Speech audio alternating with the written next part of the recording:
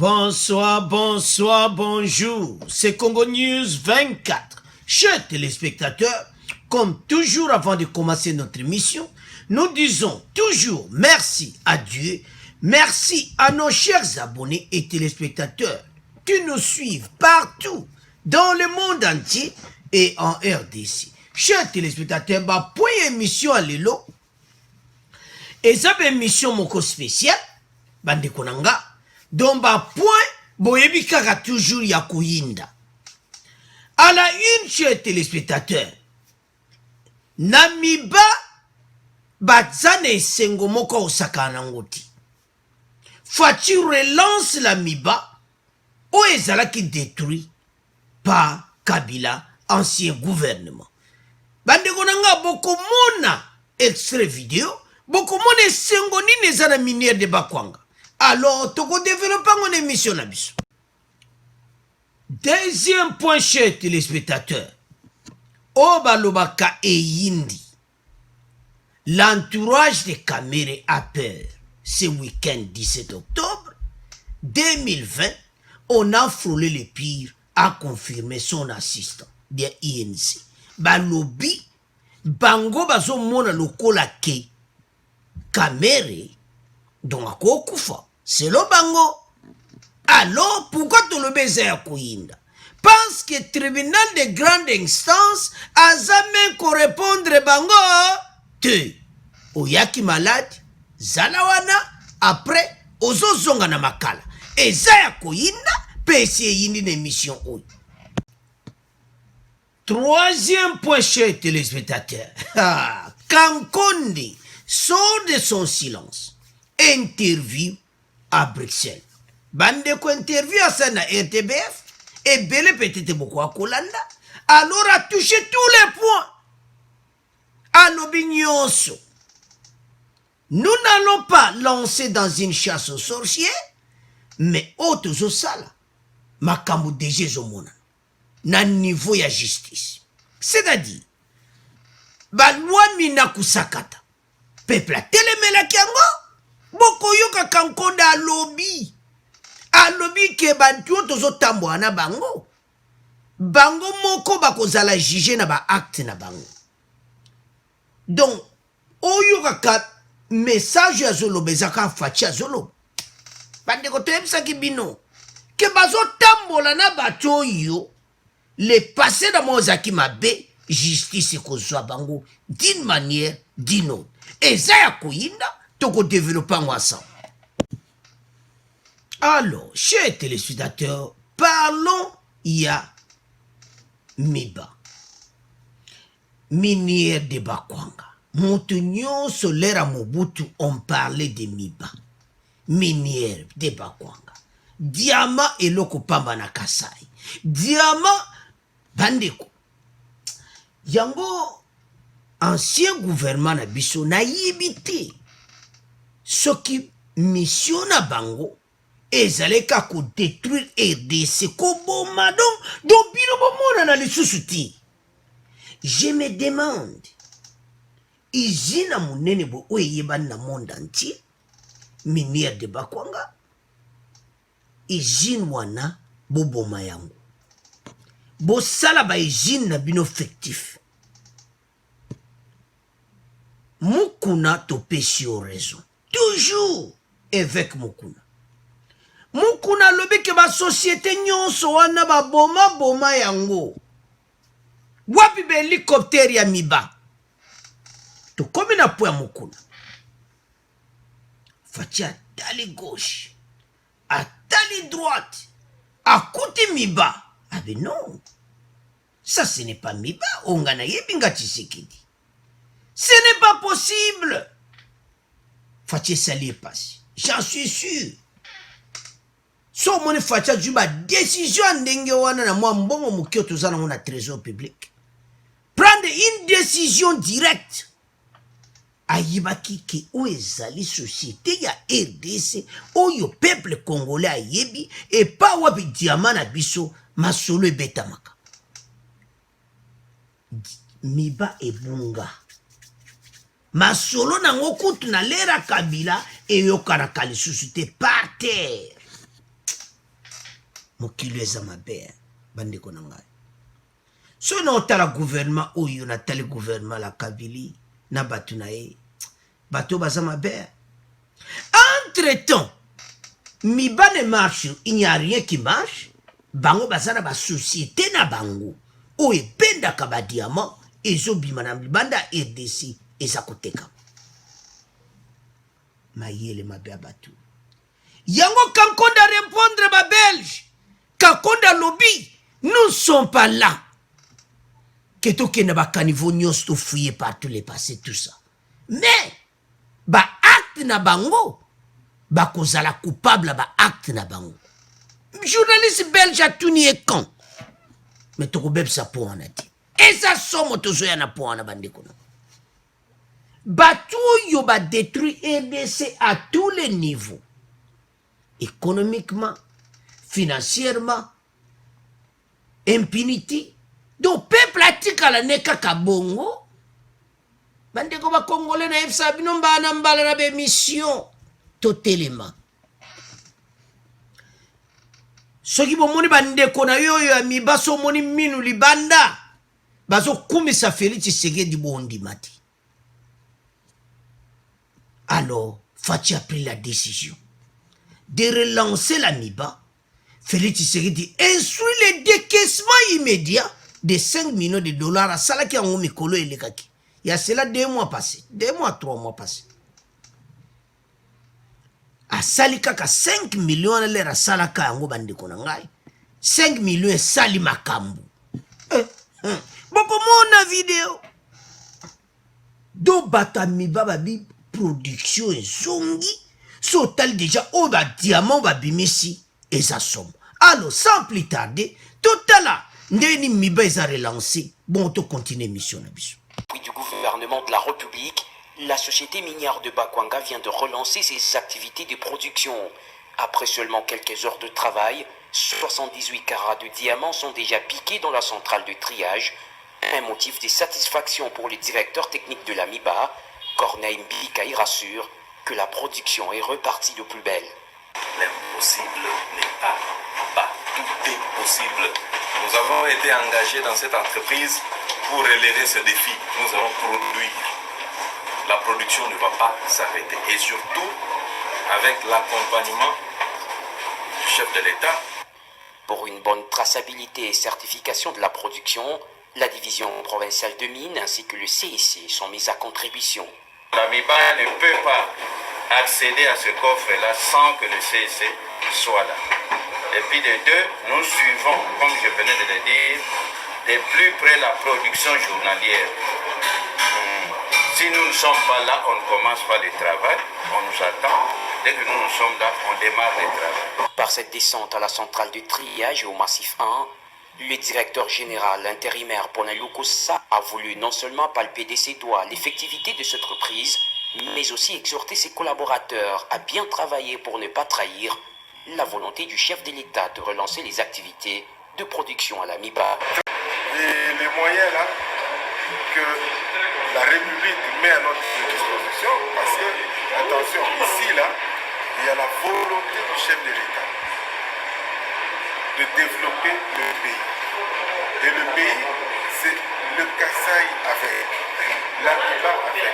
La reprise de la production à la MIBA augure un lendemain meilleur, aussi bien pour les travailleurs de cette entreprise que pour la population. Alors, chers téléspectateurs, nous avons suivi. Tolandi et Sengo, il y a travailleur à MIBA. Bolandi même chef Nabango, quelle joie!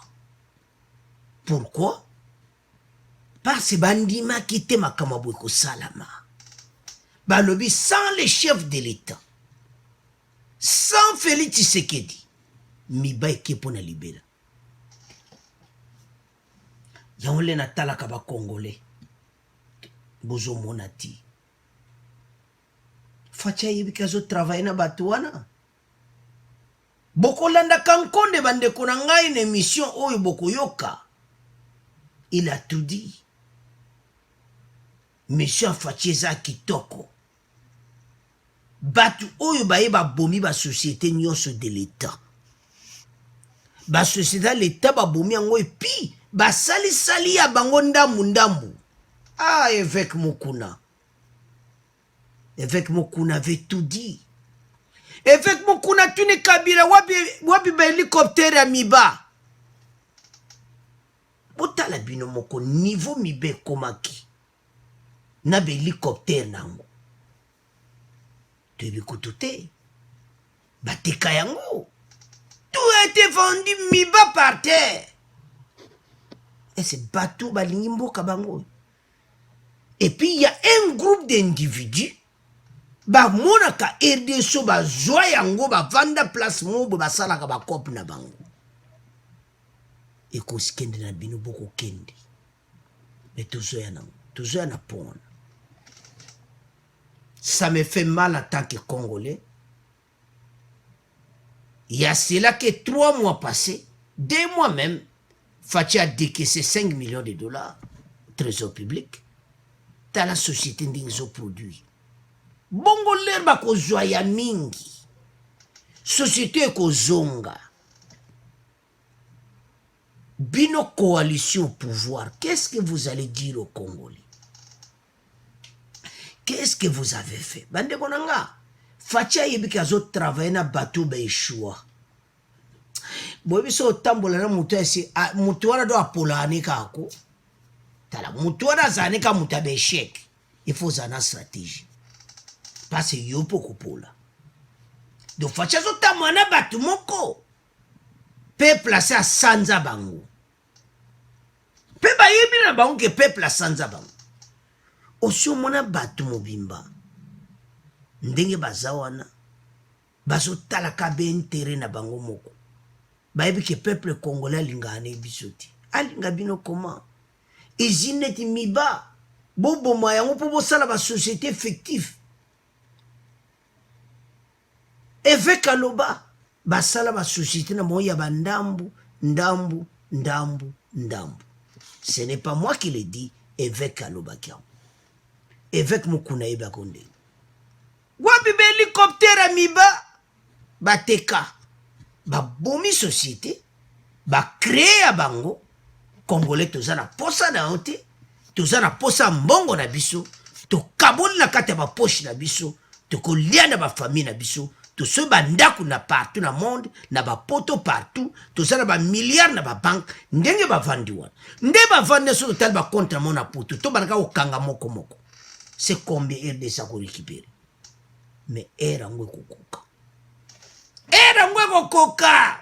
Azakutsu na tente ya kokende Belgique soki wapi akene ko retirer mbongo na ye. Ba vira on a ba pays étranger. Le temps wane kokoma. Bobomi miba tozana bin. Miba yango ane zongi. Facha zongi si. Malé on facha ko zongi sa mboka oyu. Pe to ko rétablir. Alors tout tika on a bino to ko moleka na deuxième point. Alors, chers téléspectateurs, deuxième point oyu. Et ça mon boulot bande konanga. Parce que Kamere problème na ye azomona danger oya kozati. Bato a INC bazomona ba dégâts nyonso oyo procès Kamere saliti. Bazomona milimo bona bato bakufiti. Alors, message va pesi en tant qu'humain. Balobiki week-end oyo. L'entourage de Kamere a peur ce week-end 17 octobre 2020. On a frôlé le pire. A confirmé son assistant INC. Tout le bino botanga bande konanga. Ce qui s'était passé le week-end. Vital Kamere se trouve toujours dans un établissement sanitaire à Kinshasa. Le nom de l'hôpital est toujours gardé secret pour des raisons de sécurité et de calme. Pourquoi? Parce que Aza en haute sécurité. Bino batobo yeba kite. Oyo bakosaka bino ke o Kamere Aza soki wapi bolande mission bien. Bato bakendaka na Facebook kopesa ba information le coûté pas peuple congolais, il faut botika makambo wana. moto aza e place na ye alela lesu ekoma lesubu Kamere aza na problème sur lui. Mais la loi c'est la loi. On plan loi ezalaka pasi bakatela au 20 ans osengaki tana yo dossier no bayebi date bakotala yango te. Alors quand yense bazomona ke bazolinga Kamere akufa na hôpital eloni bango bazosenga ke azwa basoin moko approprié, c'est-à-dire akende na étranger na baavocat na français baavocat nango bazoya wana. Mais je regrette, mais barequête nyonso bazosala boyebi kala ezalaki so basengi balobi bakotala yango date boye mikolo soko osengi dossier Kamere bakotia yango kuna déclassé date eza te, date eza te, yango Kamere azokrake. Nga so natali bien parce que balobi mpona nini aza malade. Avançons. Je crois que je peux enfin le dire. Wana Michel Moto, son assistant. L'état de santé de l'honorable Vital Kamere nécessite vraiment des soins appropriés. Des soins appropriés ya nini? Ce week-end, on a frôlé le pire. Dieu merci. Union dans la prière, merci. Écrit Michel Toto, son assistant particulier. Donc, bango ba mona ke week-end o yalinga ki akufa. Bande konangai. Batu oyo, siko na omona Kamere aza ndenge moko na batape perdi. Batape perdi batala kaka intérêt na bango. Intérêt congolais ate. Kamere fazala o balobaka ki un souci du peuple congolais. Mbongo ebungi na tienga na prison nazo lobango avec alobango avec pasi. Mais non. Kamere zo kanse ba changer ba loi judiciaire pour na yi. Non, ça ne fera pas. Bedi Kapen ba bela na prison. Bate bele ba bela na prison.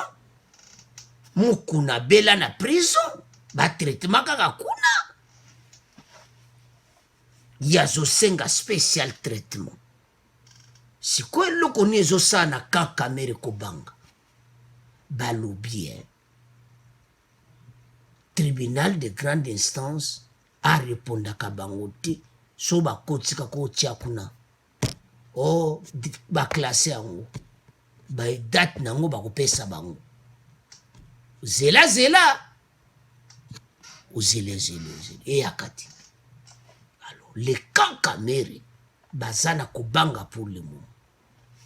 Bande konanga, Kamere, azan hôpital. Mais baza kobanga batu, baske pour dossier neza mobulu. On te tika ba information le couteau Kamere azana ndako.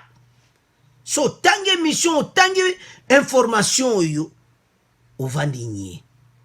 Kamere azana résidence surveillée. Parce que traité na hôpital. Azan hôpital bandeko. Je m'excuse dans le résidence. Azan hôpital surveillé. Tu azana kate hôpital blindé. Na ba garde bazo surveillé dans la police bazo tala nyonso azawana. Wana ba police ya pamba te oya ko corrompre ba kimisa Kamere eko simba te. Kamere azana kate hôpital surveillé. Siko batu ne bazo senga. Baki lo joba soin libanda. Bozo mona ngo oyi ba avocat français bazo ko mona kako justice na biso tala Kamere ba avocat na yo wana yebisa bango ke ba loi ya wa oya zo luka bango bazo luka ko simbati. Alors pour des raisons de sécurité calme batu ba ya ko betaka batu azan hôpital wana. Bazo sale ba traitement. Donc azaka kana prison. Nakati hôpital on bima libanda ti. Ozaka na kati ya prison. basali azala bongo et puis bazodie ba traitement parce ata kosi akozonga kaka bien taba ndenge nango ye azosala oyo ko na ndenge mabe te bata INCL so omona biso mabe mais badosi combien de bato bakufi combien de bato baperde milimo na mpona caméra kobima libanda te face à la peine. Alors, finalement, de quoi souffrent-ils ses proches? Baltuni bien. Azobela nini. Bolanda bandeko tuteli bino. Proche ne balobi, pas d'un problème de tension artérielle, en plus d'autres soucis cardiaques. Toloba kiango. Totika na biso kaka, to comprendre déjà. Donc 20 ans à cause du arrêt cardiaque. Tala kaka mutuko azo tala balar na benda kiabi. Ah balaro yo so na zaki libanda mengana amidawa. Donc bisengo na bisengo. Azo tala sana vraiment mina vraiment mina ba bedi ba million. Ba kene ko saka nango mbamu akongole bakangi ba. Boko kende ti. Baso kanisa siko ba million ba bendaki. Caméra zo tala talimbula ne baxi 20 ans. Abinga bilia kinga biko kibande ngonanga. Soko mon bazo répondre au te dossier neza mobulu. Dossier caméra avant na prison. Donc o tout bango bazo sala ba avocat ba lembi na bango. Ya ontina. Parce tango zakina makala kuna kuna hôpital bien zati. Babiti. Pour ba désordre si là. Bobombe na hôpital wana surveiller azo ba swena yi. Soke sili azonga makala. Parce que ça okoma ka bien. Ndenga zana okoma beka ka bien. Alors, chers téléspectateurs, dossier à Kamere azo tikala na prison 20 ans. So bondi mate, watu tika ngona bino pondenga zawana azo zonga makala. Ba reponda ka eti tribunal de grande naissance wa bien to classer ngo tozo zela mukulu. Zela watu tika ngona bino to komoleka na 3e point. Alors, chers téléspectateurs, Obalobaka et Yindi. Kankonde devant la presse belge. Nous n'allons pas nous lancer dans une chasse aux sorcières. Awa tozo se pencher na maloba nyonso. Oyo eloba maki. Awa tozo kanisa. Ce qui va arriver. Parce que Kankonde makambo oya lobi. Soki olanda kite. Landa très bientôt mais kako expliquer. Par ces situations oyo bande konangai Fachi ayeko kuta coalition. Alors ba Belge bazaki pena ko serrer na ba pona ba mona ke batu oyo makambo ya rapport mapengi ba bandi na luana. Mukwege Kankonde ali mukwege biso tuto za otambola na nzela. Makambo neza ya kala. Me boye lango lebo fatia kutina pobozo yele yango na 2020. Na 2003 jusqu'à 2020, 17 ans. 17 ans après, bozo koloba na biso rapport mapingi yango. Makambo ne sala makala. Me fatia tikiti. Fatia ko sala comme ndenga sala ki programme na yi. Il avait même dit au micro qu'Akolanda le passé. Mais le présent et Bendaka toujours le passé. Et puis ce Bolandi Kankonde très bien. Azaki clair et panabango. Et batu oyo tozana bango.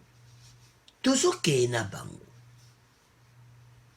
Parce que bandeko na Bruxelles interview nezaki somme. Lorsqu'il est arrivé au pouvoir, il y a presque 2 ans, le président Félix Tshisekedi a déclaré qu'il n'était pas prêt et qu'il était prêt à mourir pour la paix et la stabilité du pays. Malheureusement, les exactions se poursuivent aujourd'hui dans plusieurs provinces de l'Est. Makambouti les salama yamabe. Mais Fatia a une bonne volonté. Et puis ba groupe armé wana banani Kinshasa mutaza ku se préparer ba. Bande onanga. Makambu oyo toke directement na pona ba tuni question. Ya tango amisi. Batu wana bayeba click nyonso Fatia za mayele. Gere zote ukakuna. Joaka tango amisi na poste inspection. Wow. Tango amisi azona za kwinsiti. Bafunda ina makambo ebele ya mabe. Tango amisi faut prouver par Fachi que azo sala musaki toko vi makambo uto leka epa ya numbi. Yango zomona guerre à l'est des aussi là. Arrivé de tango na poste wana azana choiti po abikisa yemoko parce que yaza parmi bato ba secret guerre à l'est. Yango ba journaliste belge ba tuni que c'est impunité contente ba tche sous tango forona. Kanko albino Facha okene malembe. Bango moko baza ba responsable ba acte na monde to kutaki bango. Il faut d'abord rappeler que lorsque le président a entamé son mandat, azaraki na terrain yemoko kuna na groupe armé. Moni ba ADF makamba osa. Alors Fachi a ki ba décision ya kosilisa masolo wana. Alors batu tilo bazomona kenya rien et loko monte salami mais ya yebiki akosilisa masolo wana. Bandeko na ngai bato yo ba kimi ba dossier mais baza na problème sérieux. Parce que situation oyo bandeko na nga eza mobulu. Parce que soko tali bato yo bazo travailler na Fachi boko yoka Kankondi. Boko yoka parce que eni mo utosama ka mikolo.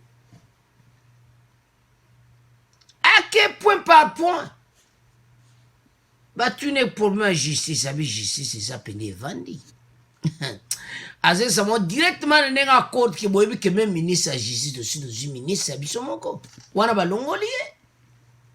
Ebele bandima kite ke tunda kasi ndenga lungwana Facha kucha bakataka kucha mutapeperde. Mais lelo Bernard Takaïsa comme ministre de la justice. N'ebte yo congolais oza toujours na ba doute okolobani. Kankonda lobi peuple akota ki même nanzela. Loi mina kusakata eza kukufa pour le monde. E kozonga lisusu te okomona ngo lisusu te bakundi yango. Bato bakoti na pouvoir, il y a un groupe d'individus. Sobo landi Kankonde bien zolobaki. Facha zo sala musala na ye na direction ndeni ya zo kenina. Parce na kati ya PPRD et FCC, il y a un groupe d'individus ba joa RDC on dirait ba faire na bango. Mais maso na bozo si la kalate. Nous sommes dans la coalition. Bolandi Kankonde bien. À lobby, même la journaliste belge, attention. Kolobonga na lobby. Que batouan tous na coalition na bango. Mais baza bango moko. Bako répondre na ba propre action na bango. Alo a bombi pété à lobby ngo polele ke justice ezaki par terre na RDC. Mais Fachi Moutaye n'est état de droit et élève à la nation. Et ça m'a bandé konanga. Alors, parce que ça m'a comme belé to discuter. Tout là nan Kankonde bon tout débattre en obi. Sont en possession de ce qu'on appelle le rapport Mapping. C'est un rapport du Haut-Commissariat des Nations Unies aux droits de l'homme dévoilé il y a 10 ans déjà. Ce rapport énumère les crimes les plus graves commis en République démocratique du Congo entre 1993 et 2003. 10 ans plus tard, après le fait que ce rapport ait été dévoilé, aucun de ces crimes n'a encore été jugé. Pire, si on en croit monsieur le docteur Mukwege, prix Nobel de la paix, certains des protagonistes de ces crimes seraient même dans les plus hautes sphères de l'État. Alors pourquoi, tout d'abord, personne n'a encore été jugé, monsieur Kankonde? Monsieur, vous le dites bien, ce rapport a été révélé en 2003. Nous sommes en 2020. Et de le dire même le docteur Mukwege, il reconnaît que dans le cadre de ce rapport-là, en 2014 déjà, une loi d'amnistie avait été votée par le Parlement de l'époque. Et la situation a évolué. Et qu'aujourd'hui, on remette la question sur la table. Qu'on demande à Félix Tshisekedi, qui a été investi au pouvoir il y a une année, et maintenant nous sommes en train d'aller sur la deuxième année. Et moi-même, je suis dans un gouvernement, le premier que lui-même qui a été mis en place, et nous venons à peine d'avoir une année en tant que gouvernement de cette législature de M. Tshisekedi. Qu'on nous dise, bon voilà, le rapport qui a été publié depuis 2003 n'a pas été appliqué, et c'est vous qui devez porter la responsabilité de cette application. J'ai dit à toutes les bonnes volontés qui sont là, que le président Tshisekedi, tout comme moi-même, nous sommes sortis d'un parti politique qui depuis plus de, ça va aller peut-être vers 40 ans maintenant, n'avions jamais été d'accord sur la manière dont ce pays a été géré. Nous nous sommes attaqués à toutes ces, comment dirais-je, ces événements horribles qui ont frappé notre pays. Nous étions dans les rues, en même temps que le docteur Mukwege, qui nous a d'ailleurs rejoint dans ce mouvement, je dois le dire, avec tous les responsables de la société civile. Et tout le monde sait que l'appareil judiciaire dans ce pays était à zéro. Tout le monde a déploré l'impunité. Tout le monde a déploré, comment dirais-je, tous les laisser-faire. Parce que les hauts responsables de l'armée ou des politiciens ont été impliqués dans ces crimes. Mais ne faut-il pas agir aujourd'hui, justement? Mais nous agissons aujourd'hui. Au niveau de la justice? On vient de revoir dans l'appareil de la justice. Des réformes sont en cours, des nominations ont été opérées. Et comment tout ce qui a été fait dernièrement par le président Tshisekedi, comment ça a été accueilli par l'ensemble de notre peuple. Vous aviez même suivi des manifestations publiques, notamment par rapport à des projets de loi qui voulaient rattacher nécessairement l'appareil judiciaire, notamment les parquets, à l'administration de la justice représentée par les politiques, par le ministère de la Justice. Le peuple est de nouveau allé dans la rue en démontrant clairement que le président Tshisekedi est dans la bonne voie. La justice doit être indépendante et doit sévir. Et nous sommes justement là. Et nous avons démontré qu'on sait sévir, la justice sait sévir, parce que c'est pour la première fois dans notre histoire que de hauts responsables ont été attaqués, ont été déférés devant la justice et que la justice a été dite de manière indépendante. Sur le terrain, à l'Est, il y a aussi des hommes de troupes des FARDC, des Forces armées de la République démocratique du Congo, qui se sont rendus coupables d'exactions à l'encontre de civils. C'est répertorié dans plusieurs rapports, des rapports de l'ONU notamment. Est-ce qu'il y a aujourd'hui une volonté des autorités congolaises de traduire ces éléments des Forces armées en justice? Évidemment. D'ailleurs, vous l'avez appris, qu'il y a eu des mouvements de déplacement des responsables militaires. Pas seulement au niveau de l'état-major général, mais au niveau des zones de défense comme c'est Ils ont été mutés ailleurs, ils n'ont pas été traduits en justice. Ils ont été permutés ailleurs.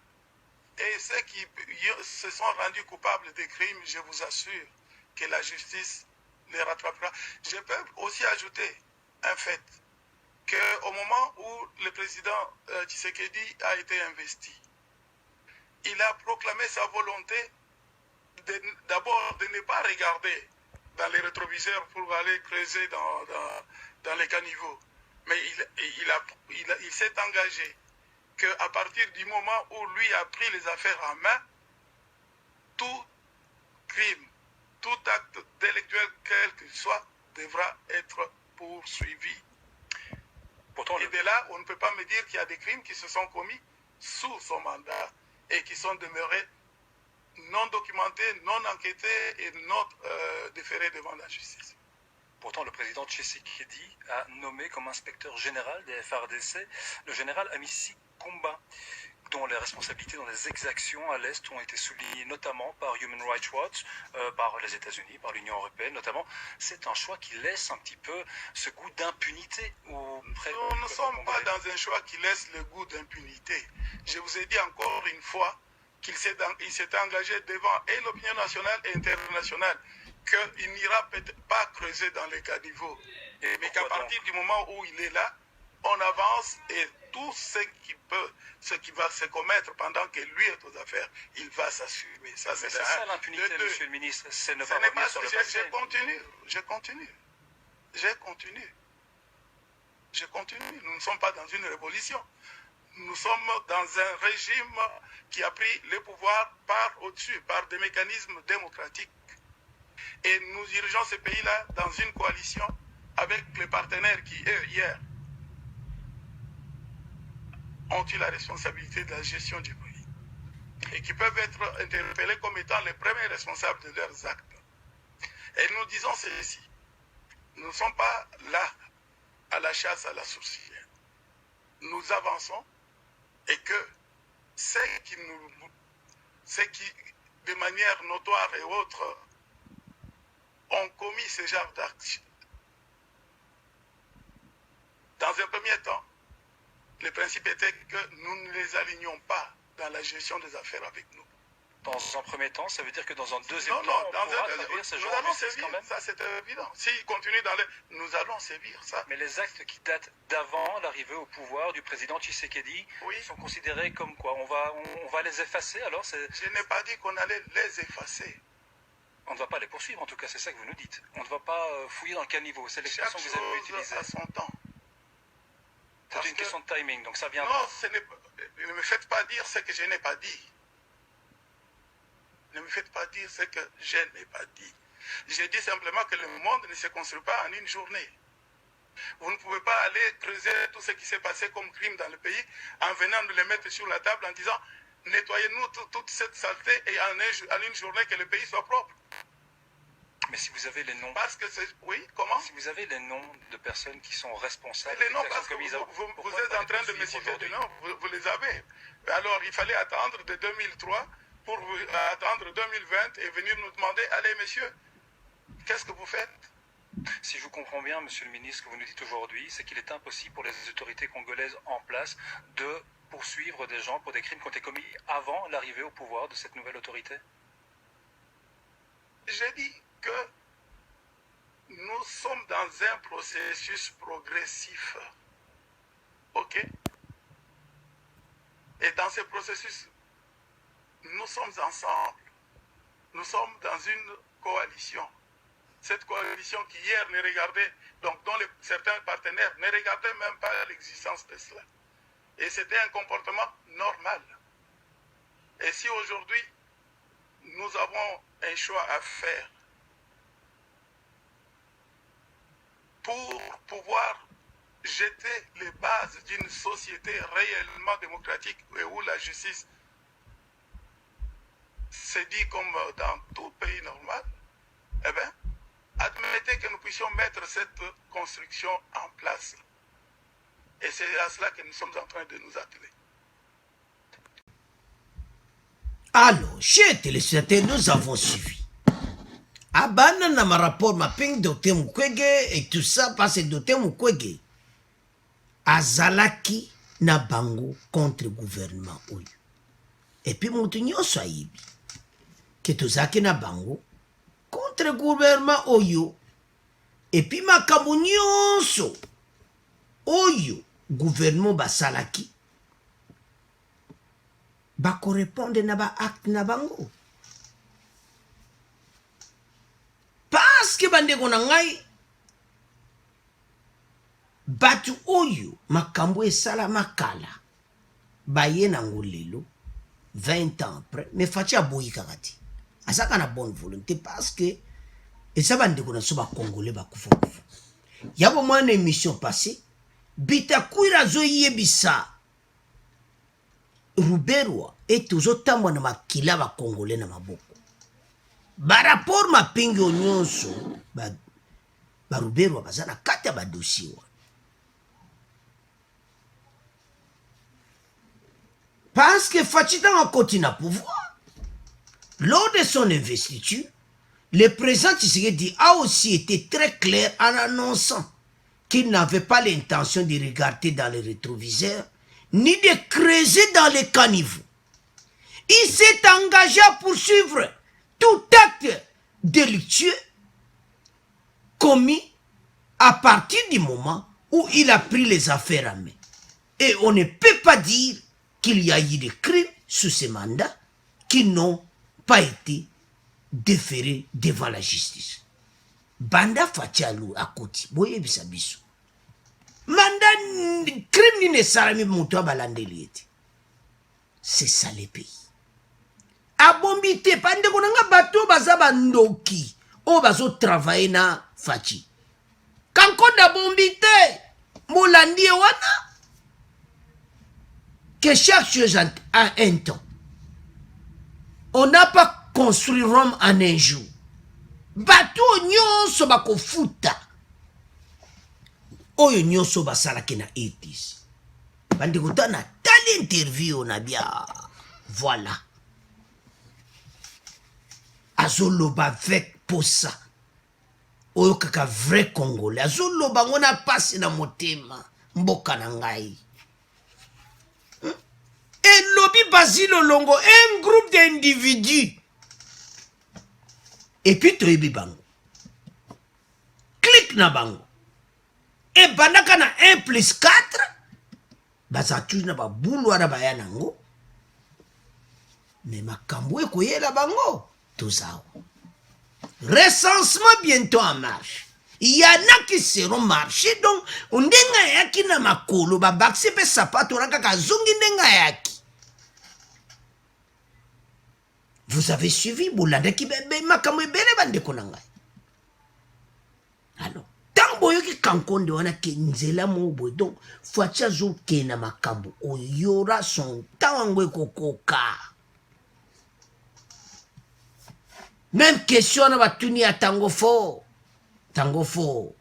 ayebi que comme temps guerre est ceci là. Parce yemoko ayebi masolo kitoko. Facha sama yele. Chaka ka yewana. Na makambo wana yende mutakomema yango. Il n'y a pas d'impunité. Le président assumera tout ce qui se passe durant son mandat. Mais nous ne sommes pas là dans une révolution. Nous sommes dans une coalition avec des partenaires qui ont eu la responsabilité de la gestion du pays ces dernières années et qui peuvent être interpellés. Bolandi bande konanga ki nde bazawana bako interpeller bango. Yango zomo na tribunal international pezo sala mwa mobulu. Ils peuvent être interpellés quand konda lobi yango bolandi. Comme le premier responsable de leurs actes. Tozana coalition na bango. Bako zala interpeller bango mona ba acte na bango oyo ba sala ki le ba dirigeant ki mboka oyo. Mais nous ne sommes pas là pour faire une chasse aux sorcières. Nous avançons nous atterrons à jeter les bases d'une société réelle démocratique. Mais ça se fera pas à un jour. Bande kolanga ba Congolais interview à Kankonde et Benabio Matoui. Vous vous souvenez? Les États-Unis sont d'accord pour tango fora zo poste. Mais le kola balongola ki numbi, balongoli moko déjà, États-Unis ba sepelaki. Mais tango fora ezan des pièges. Pas ça y est ma solonyo. Yambozo kage guerre wana ezosila. Parce que bango faut pas prouver par fatigue que voilà biso to saba innocent na masolo wana. Alors, tozonga na dossier na biso monene. Oyo, il y a un groupe d'individus basangana basala monaka EDC lokola COP na bango. Congolais baza bazuba te. Tous ces gens pas ko souffrir na mboka oyo. Bandeko na ngai, même kama minembwe oyo, Rubero ako survivre ti. Ministre wankande ministre Antunda elongwa ki yepe kolongwa. Parce que dossiers aussi la te na média. Son dossier zaka kolobama, c'est-à-dire ça sérieux. Bitakwira lobi ke yefa démissionner, alo yefa ba démissionner bato wana. Nde avana kiti wana, sima ya Chibala, bato ba yeba ke dossier na bango, kalati. Kalate! Onga vice-ministre de la décentralisation. Au vice-ministre, vous avez un problème sur lui. Tala. Ba ministre bela ba tondi asika yazaka pan batakala ba yazawan. Me baye baki. Oyo bango ba zosana EDC ko zongi la bango. Bakolela munoka mboka mokolango. Tango kokoka baze suna tante ya kokatsa même Rwanda, Burundi bazana tante. Et comme trop tard. Mandat Oueza pour 5 ans. Vous avez suivi qu'ils seront interpellés par sa propre responsable acte na mo Olandi Kankondi. Alors, chers téléspectateurs, Eza Mawa, justice est vendue. Ezo sala musala. Batouara nyonso loko facha sa gagné cour constitutionnel. Conseil d'État facha che batunae. Alors, bande konanga. Na mikolo koya eza mulu. Toko mona oyo kakasuka na makam. Alors, chers téléspectateurs, comme on a fait mission, bon abonner massivement, bon continuer à partager, bon soutenir les mêmes vraies infos. Au revoir. Merci pour nos commentaires na mino toko bossa na yanguti. Alors, comme une émission, oyo ya lobby. Bye.